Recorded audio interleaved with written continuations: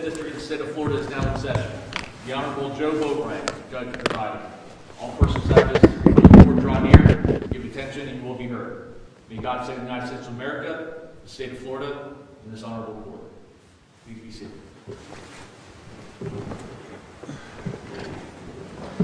Thank you. Good morning. Welcome to the 5th District Court of Appeal. I am Judge Boatwright, and before we get started, let me introduce the rest of the panel to you this morning. To my right is Judge Brian Lambert, and to my left is Judge John McIver. We have two cases set on the docket this morning. The first case is 2022-2373, James O. Feaster versus Progressive Select Insurance Company. And Mr. Lee, are you ready to proceed? I am here. Okay. Rebuttal time, 5 minutes. Mr. Lee, how much time would you like for rebuttal? 5 minutes, Your Honor. Okay. All right, Mr. Lee, you may proceed. May it please the court and panel, counsel. My name is Brian Lee. I represent James Feaster in this appeal that comes to the court from a order granting a new trial. We believe the trial court committed an abuse of discretion in granting a new trial to Progressive, and we believe that is so because the comments of Mr. Block properly argued against the merits of Progressive's case. They did not denigrate counsel. They did not denigrate the witnesses. Mr. Block did what a trial lawyer should do in a case of this sort and critically point out the defenses of Progressive that did not have evidence in them. And so that's what he did. And so when we look at this order. So your position, there's nothing wrong with what his comments were. It's not he might have stepped over the line, but it was not enough to justify a new trial. So you're the former, not the latter. Yes, I believe that his comments, when you look at the entire trial, were appropriate within the context of that trial, were appropriate within the defenses and the way that Progressive was defending the case, which involved a concerted attack on the credibility of not only the witnesses, certainly, which is normally done, but of Mr. Feaster. I'm beginning to think that Progressive doesn't like their customer. What does that have to do with anything? Sure, and that comment was after the Progressive had not only talked about the witnesses of the case, but Mr. Feaster specifically, and the defense of Progressive was that Mr. Feaster was not telling the truth. That was what their defense was.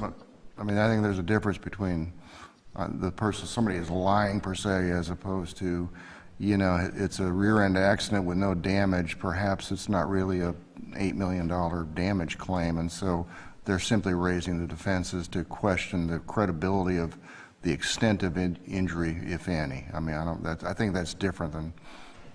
Sure, and I put in my brief, and frankly, I think if Mr. Block is here, he would say the same thing, that could the wording have been different? Could the wording have been better? Sure. I mean, we could always look back as trial lawyers and appellate counsel and say that, look, hey, we know what you were trying to say, but you could have said it a different way.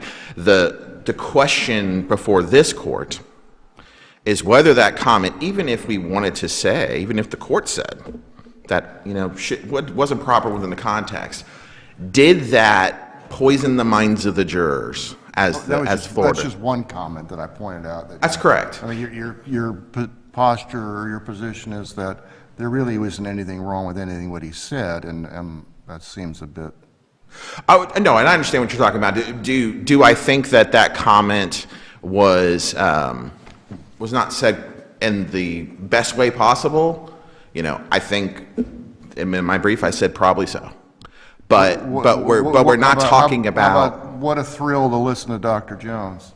Sure, is that a bit denigrating? I mean, I get it that people, when they're personal injury litigation and doctors are saying two different things, one side has to point out why the other doctor is not as credible when you're discussing with the jury. But isn't that a denigrating comment?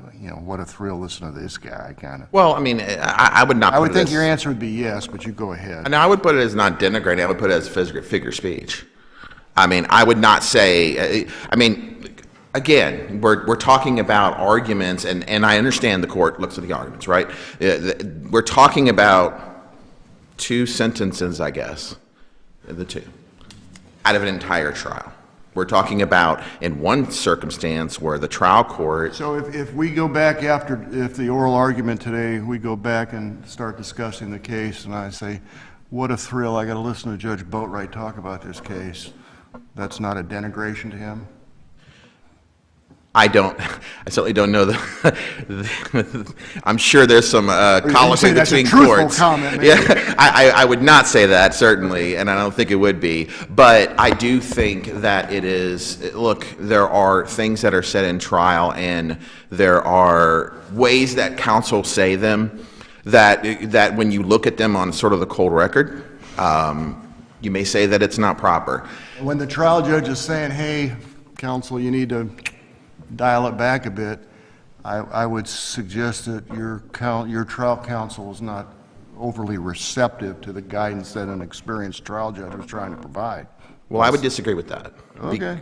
Because when you're talking about a case such as this, and I mean, Mr. Block, what he did in this trial was what I would hope every trial lawyer would do, which would be to point out every single bit of inconsistency and things that are just not true that a defense counsel is telling a jury on a case. And so when we're talking about many of the comments that the trial court talked about unobjected to by the defense, the couple ones that they do, there was an objection. And then to your point, Judge Lambert, the comment about progressive, well, the court sustained the objection and issued a curative instruction. Are there any of the comments that are noted in the judge's order that you agree are improper? That I agree are improper? No. So you disagree that every one of the comments that the judge listed in his trial court order for the new trial were proper statements? They were proper statements. Would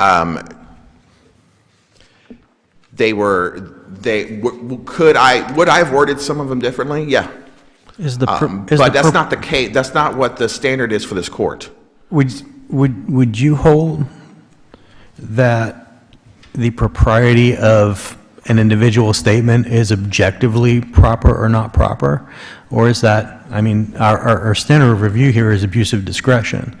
So is it contextually based? Is the trial judge not in a better position to decide whether in the context of this trial that comment was proper or not? Or are you saying that each of these comments was just objectively proper? I'm saying that when we're talking about the standard that this court reviews, this court does not review an objection that's made and say, well, because we think that a judge could have sustained that objection, just like this court did, and issued a curative instruction, just like this court did, then that means that when the judge went beyond that and said that a new trial should be awarded, well, then that's the same thing. We're not talking about the same things here. We're talking about whether an objection is proper at trial. Trial courts do that all the time. What we're talking about is whether a new trial should have been granted on that comment. That is not the standard of, could I have done it too? That's a standard of, did that closing comment reach down into literally the depths of the trial and poison the minds of the jury, gave them something to base their verdict on that wasn't the evidence? Well, I mean, if we're abuse of discretion, so basically no other reasonable jurist would have taken the position that this trial judge did in granting the motion for new trial? Is that the standard? It is part of the standard. There's also part. No other. This is the anomaly. This is the sole judge. Well, no, there's part. Part of the standard also is that when you. Is that a judge, when a judge has discretion, is not unbridled discretion. The judge can't act as a seventh juror. Isn't some of the opinions talk about broad discretion? And if it does, can you tell me the difference between a judge exercising broad discretion and discretion?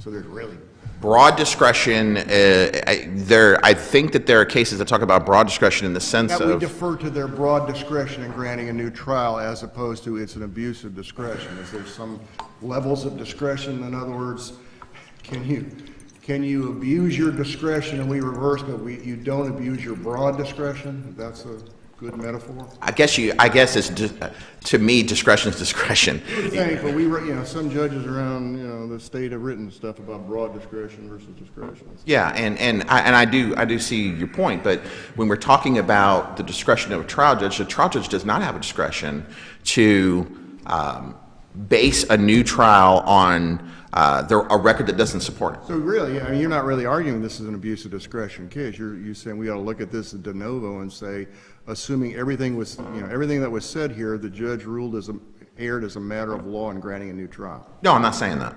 I'm saying that It is discretion. yes, it is. It's an abuse of discretion. That's the standard. But abuse of discretion is not blind discretion. It doesn't mean that this court just has to take discretion in the sense of a trial judge. Well, because the trial judge was there, that means that we can't question anything he did. But this trial judge here has a sense of what's going on, and he thought this was the limit, which we don't have that same sense of things because we're just reading pieces of paper about what happened, and that's the whole point of it. Well, but I also think that you need to look at what happened at the trial. This is a trial judge that throughout the trial, even when objections were putting forward, and even when he sustained objections, was telling the parties that I don't think that's a mistrialable offense. Multiple times, the things that we've talked about, this trial judge throughout the entire trial was telling Mr. Block and defense counsel, no, this is not a mistrialable offense. It's only when now the jurors Do you not make their verdict that now he does. Having been a civil trial judge before, do you not put any credence in the fact that perhaps the trial judge says, okay, you know what, we're X number of days into this, we'll see what the jury does. If the jury comes back and awards them $5, then I'm not concerned about whether I granted the mistrial correctly or not, or denied the mistrial correctly.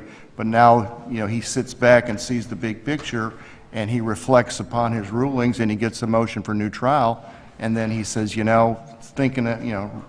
considering it now again outside the conduct of the trial, I think it was too much and I grant it. I mean, that's done, I would suggest to you that's done a lot of times in civil case. You wait to see whether the jury rectifies any concern because you try to correct it along the way, as I think this judge was trying to tell your trial colleague, saying, dial it down, dial it down, dial it down, but I'm not going to grant a mistrial, because the parties are vested in this thing, and because I think there's a Supreme Court case from 1986 that I can't remember the name of that talks about that. I think what you said is actually what I'm saying, is that It didn't sound like it, but go ahead.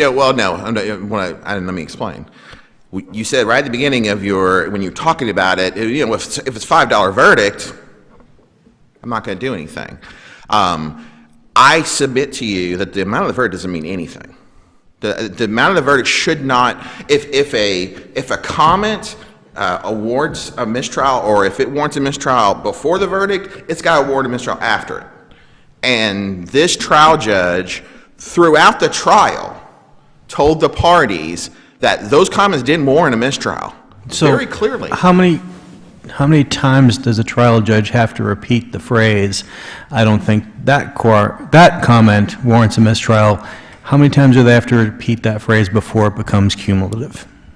I don't believe there's a certain amount of times that there is for that, but I also feel that this court can and should, because the case law says you can, look at whether the trial court was off base with what he was saying.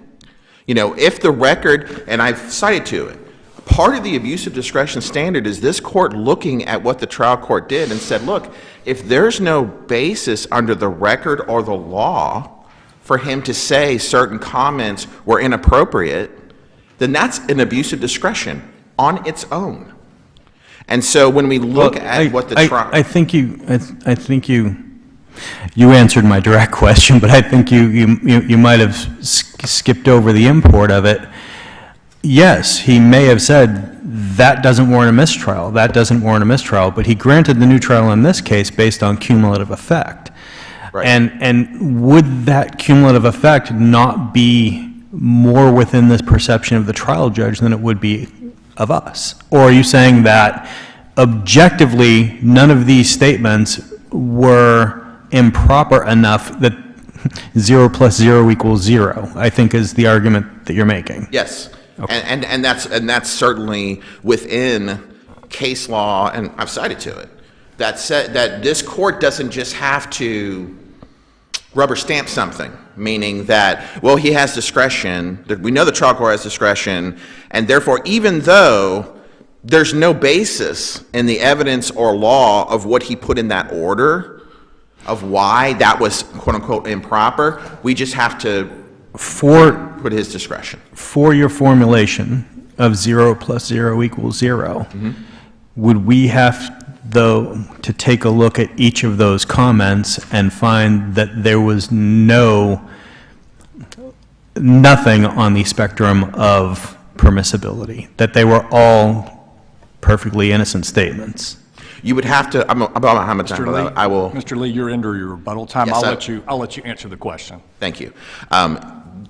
Yes, in this, I think what I'm hearing from you, do we have to look at the comments and figure out whether there is a basis under the law or under the evidence? Yes, I think you do, because that's important. If the trial court put, I want to say 15 things here, if this court were to look at all 15 of those issues and say, you know what, we don't think that there's a balance, there wasn't anything in the law or anything in the evidence, we believe that there wasn't anything for 14 of them.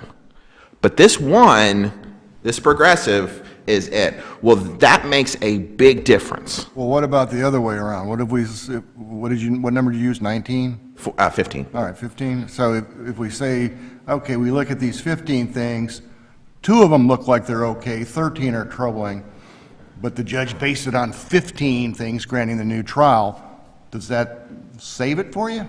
Well, no, sure. I mean, if this court were to look and say, we believe that the trial court was right on 14 out of 15 things and he was wrong on 1, Right. of course, I mean, I mean, there's a difference with that, obviously, but I mean, we're math, right? But I think that when you look at this record, it is not that.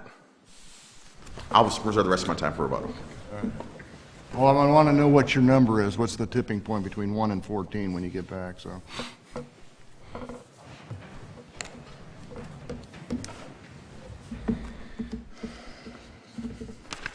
May it please the Court, Joe Cassane on behalf of Progressive Select Insurance Company.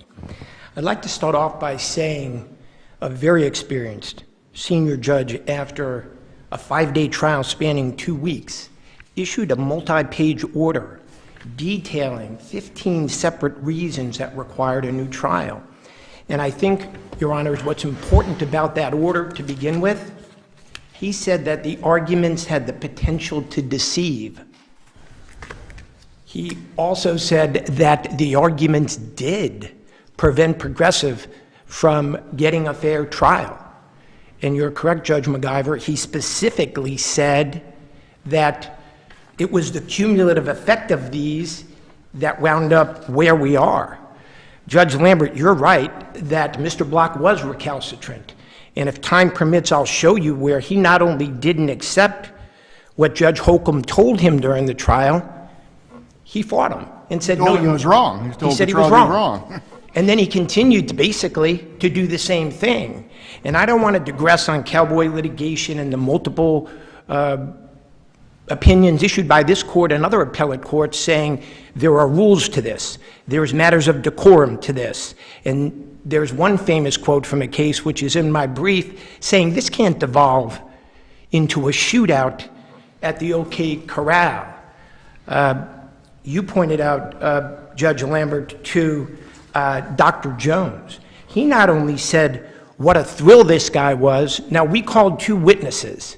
Both of them were personally attacked by Mr. Block. Dr. Jones was the orthopedist. And he not only said what a thrill this guy was, he said he wouldn't tell you the day if you asked him, and followed that up by saying he could not answer a question straight. But I think where you have to begin with this case is where Judge Lambert did. When a carrier steps into a courtroom, Your Honors, they step into a prejudicial environment.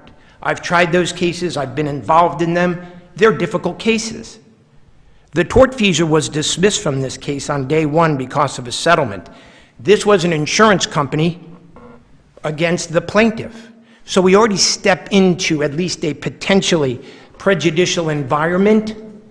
And then we have a comment by a lawyer in front of a jury that says, I'm beginning to think that Progressive does not like its own customer. I would suggest to this court that's a bell that can't be unrung. And Judge Lambert is entirely correct. You have to look at the context in which he said that, because he went sidebar and he said to Judge Holcomb, they're calling him a liar, which we were never calling him a liar. The Supreme Court has said, and this court has said, in a case, the carrier becomes the tortfeasor, and the carrier has a right to defend the case on causation, minimal nature of the impact. You went back to work. You were golfing 2 weeks before the incident. You continued to coach Little League sports. You went to Disney World with your kids. You had no loss. That's what we were doing, attacking the facts of the case, and because of that, we're called not only unfairly that we're saying our defense is that he was a liar, which the record doesn't support, but that we're he's beginning to think that Progressive doesn't like its own client. Initially, Your Honors, that's a complete violation of Florida Rule of Professional Conduct 4-3.4E, because the lawyer's saying, I'm beginning to think. Well, let's follow up on what we were talking with Mr. Lee about at the end. All right, let's say that's a bad comment. So that's on the bad side. Let's say that, for lack of a better term.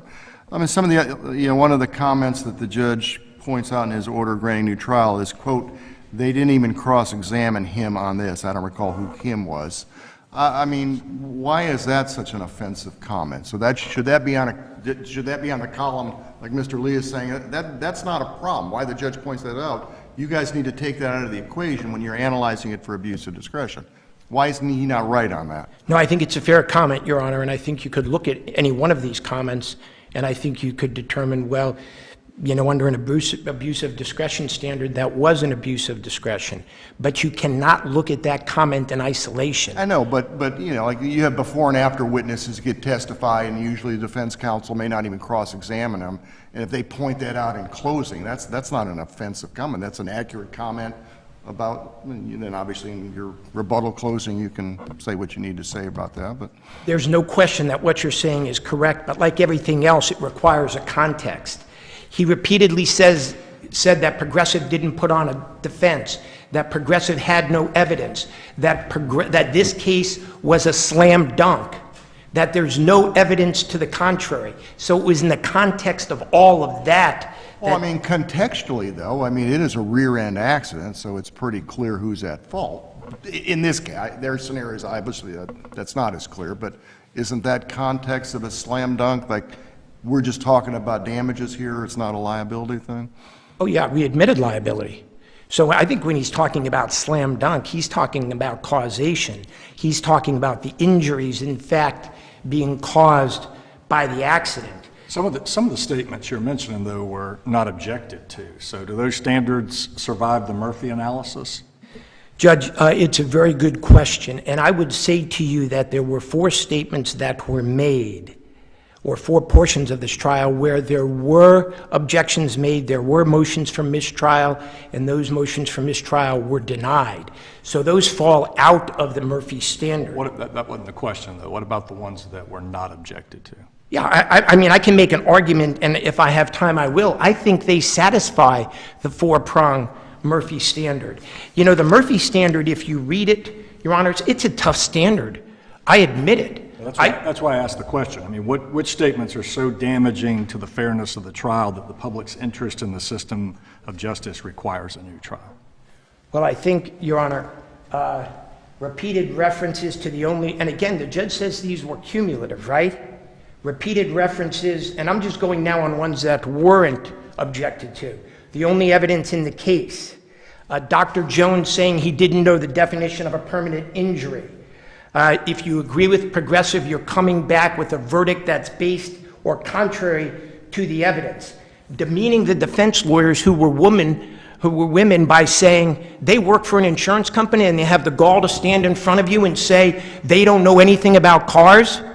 That's offensive, and I think it is objectionable. And I can go on, Your Honor, but there are, and I list them in my brief at page 60 and 61, there are 12 separate comments which I think collectively satisfy the Murphy standard. But I would like to focus upon the ones that were objected to. I think Progressive doesn't like Well, their... let me say, let's follow up what Judge Boatwright's saying. If they're not objected to, and they, Murphy itself, it writes that we're trying to close the door as near as possible to any reversible error based upon fundamental, basically telling everybody, you don't like it, object. Let the trial judge fix it or do something, and at least it's preserved for review on a different standard than fundamental error.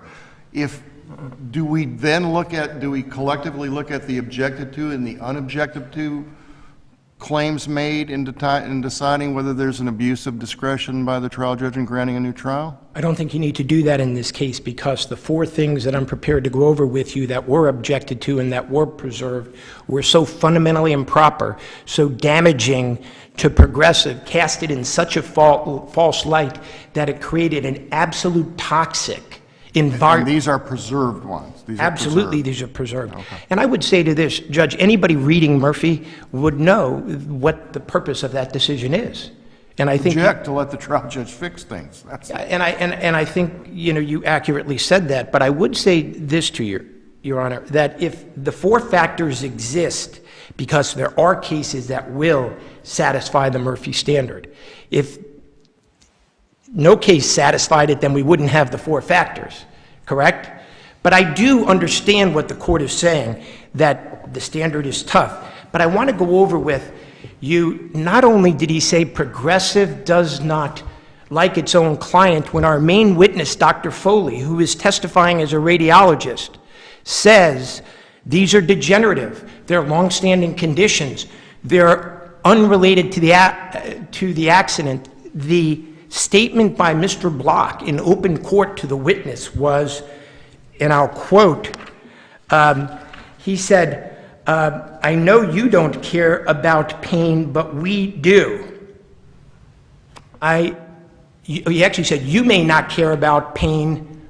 I know you may not care about pain, but we do. I know. Mr. Block again interjecting, just like he did in the first inappropriate comment, dealing with, I'm beginning to think Progressive doesn't like its client.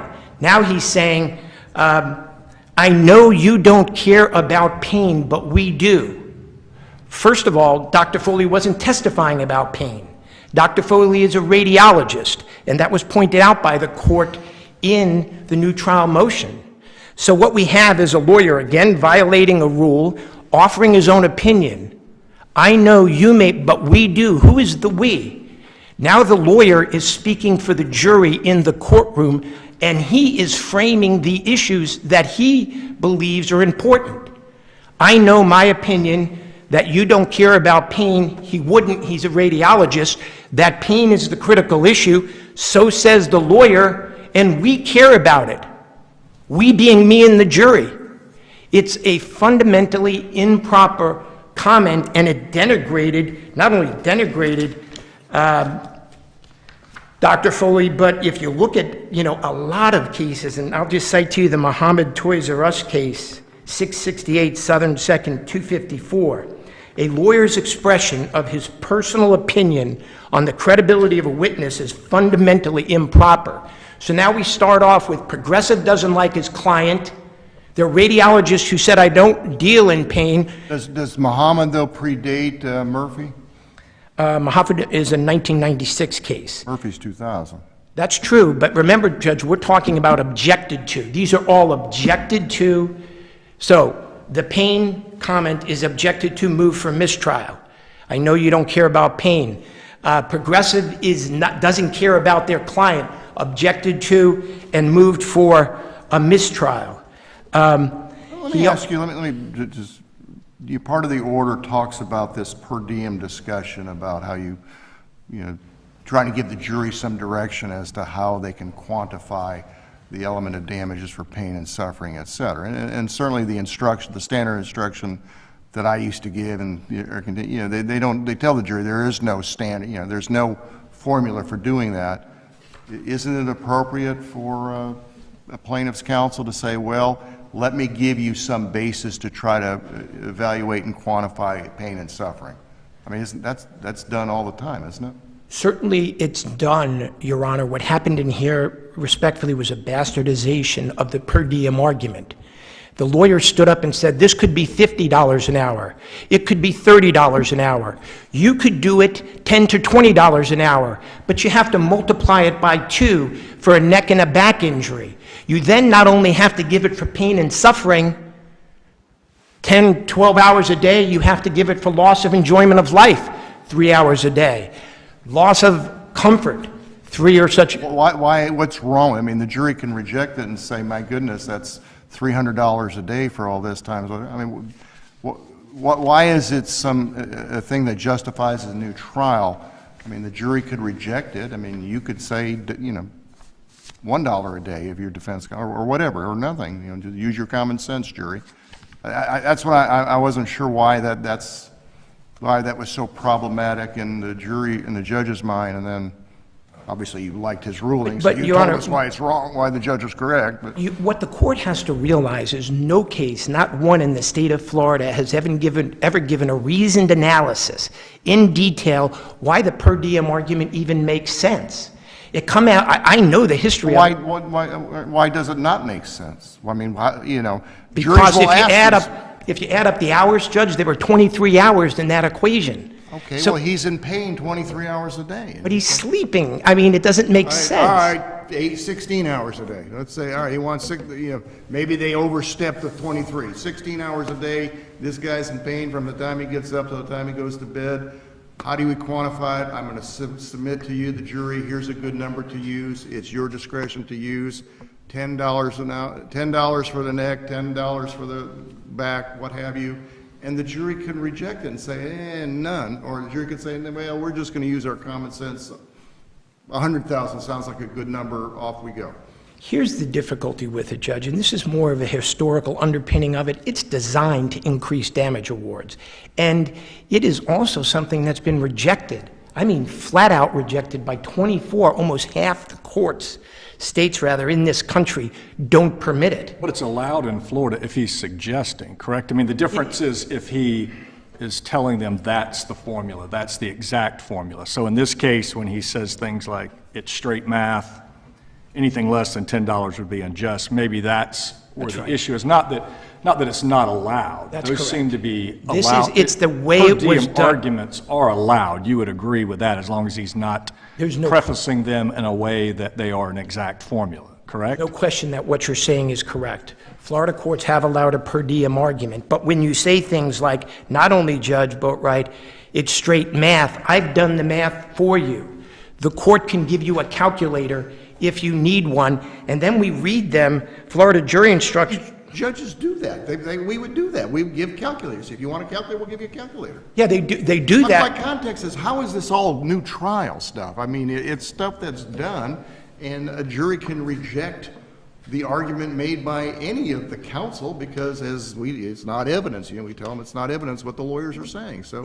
It's because of the way that it was done in this case. You could look at every case in the state of Florida from the beginning of its jurisprudence and never see a case where the per diem argument was made as to pain and suffering, then a separate award was made for loss of enjoyment of life. He's not asking for a separate award. He's basically saying, here's how you can calculate to fill out that line on the verdict form. He could say $10 for this, $10 for that. There are two different injuries or two different things. So Because he's saying you get 1 to 3 hours for loss of enjoyment of life, 1 to 3 hours for mental anguish, 1 to 3 hours for inconvenience. So what? He says Because that. it That's comes his to argument. what? that's argument. He's arguing, he's saying, The jury wants to know how this should be quantified because they are being asked to put a number there on a piece of paper. So here's what I, as plaintiff's counsel, am suggesting to you. And just so you're aware, I'm an old insurance defense lawyer. I know. So that being said, I would prefer not to have a high number against me when I was trying a case. But that said, it is certainly fair game for my opponent to say, this is how we think you should put a number here, not just pull it out of the air. We're going to give you some rational basis to do that. As long as you do it in a manner that's acceptable under Florida law. But when you start to say it's straight math, you are directly contradicting what the Florida Supreme Court has said as recently as 2018 in Odom versus R.J. Reynolds, 254 Southern 3rd, 268. There is no objective standard to measure pain and suffering damages. The Florida Supreme Court, the yardstick does not exist which can measure pain and suffering damages with certainty. That's the Seaboard Coastline case. The West Boca medical case, you cannot determine these damages using mathematical certainty. So, appellant obviously has the high burden and maintains the position that none of the comments in the list were impermissible. I want to ask the opposite question of you, because if you take a look at this list, it seems to be piling on a little bit, it seems to be stacking. Are you making the claim that there are none of these comments in the list that should have been permissible? I think, Judge, you could certainly grade these, and some of them are certainly less egregious than others, and some of them standing alone may not have warranted a new trial. But when you make arguments like Mr. Feaster never gets his life back. Okay, now, you can certainly go through the list and cherry pick the ones that are the most egregious. Yes. But my question is, are there any on the list that are objectively okay? I would say, Judge, I would have to go through the list and take the time to do it, but I do not disagree with you that there are some that are less egregious, and upon that kind of reflection, maybe some of them standing alone don't warrant a new trial.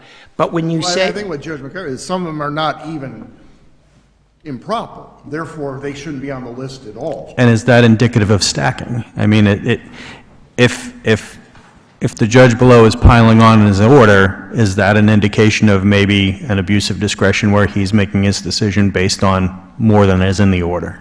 Absolutely not, Your Honor, and I'll tell you why. Because there's enough within the order, even if you look at it and say 7, 11, and 15 should go, there is so much in this order, and I'm out of time, but I would like to say, he went on and on about due justice. This is our only chance for justice. You're either going to do justice or you're not going to do justice. A verdict from my client is an injustice, and I've put the cases in my brief, including from the Florida Supreme. Sir, you're into your time. Thank you.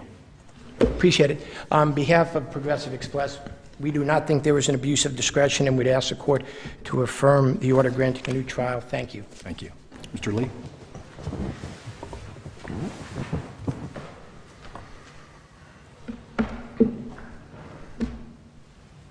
I want to pick up at the end of the per diem argument question, because I think that says a lot about what this court looks at, or should be looking at, when they look at this trial court order. The per diem argument that Mr. Block made is absolutely permissible under Florida law. I cited to the case of Wald versus Granger, a Supreme Court case of 2011, that says that each element of non-economic damages is separately compensable. There was nothing wrong with Mr. Block pointing out every single bit of non-economic damages and telling the jury that you can separately compensate that. Why is that important? Well, because the trial court felt that you shouldn't do that. That wasn't something you should do. And so that is a point that I think crystallized where this order came from. The trial court in this order multiple times says things were said incorrectly. This is error. Mr. Block shouldn't have said that, and every single one of those is absolutely correct. He talks about that Mr. Block denigrated the witnesses or denigrated counsel. He didn't. And so when we look at this order, what's the difference between a trial court in the middle of a trial saying, even for the objected to, even for the progressive, not liking it's insured, saying that's not a mistriable comment, right after it's said? What happened was then the jury spoke. The jury gave a $7.8 million verdict, and we believe that that the trial court, Judge Holcomb, put on his seventh juror hat, and that's why the motion for new trial was Let's granted. follow up what you were talking about at the end of your initial, excuse me, argument. All right, and consistent with what let's cut out the paragraph about the per diem. Say the judge, that was okay for you guys to, your side to argue that. All right, there's 15 things that he relates. I think 14, if there were 14 that were bad, that might be a problem. If there only one of them turns out to be a bad comment or inappropriate comment, inappropriate comment.